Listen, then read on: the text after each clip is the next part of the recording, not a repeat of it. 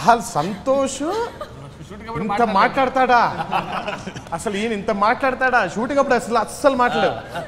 ఊరికి అలా కూర్చోవడం అలా చూడడం తప్ప. అరవింద్ అయితే పాపం ఇప్పుడు అలాగే ఉంటున్నాడు ఆయన.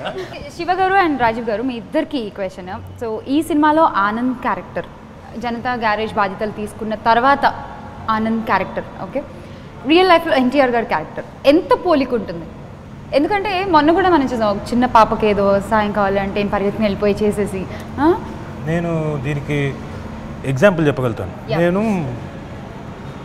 లాంగ్ వే బ్యాక్, అంటే దాదాపుగా 7-8 ఏళ్ళు 10 ఏళ్ళు దాటి ఉంటుంది. పేర్లు చెప్పను, మెన్షన్ చేయను.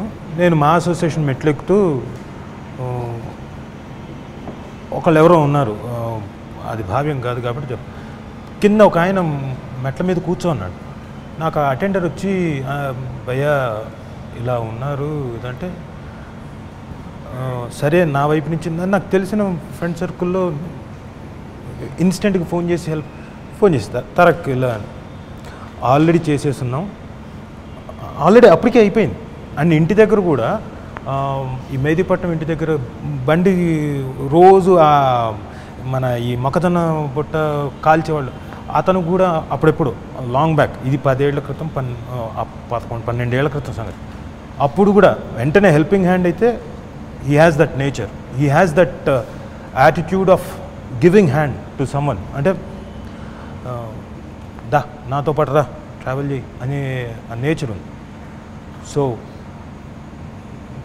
హీస్ 100% దాని అందుకే, లేకపోతే అంత ఈజీగా ఎమోషన్ పోర్ట్రే చేయలేడు కదండి.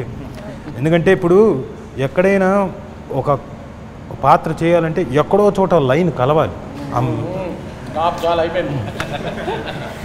అంత మంచిగా ఆయన ఫీల్తో చెప్తుంటారు మధ్యలో. అంటే ఏం లేదు, డ్యామ్లకి అప్పుడప్పుడు చెక్ అలా చెప్తుంటాడు. Please subscribe. Please do subscribe. Please subscribe. Please subscribe. Please subscribe to our YouTube channel. All the best.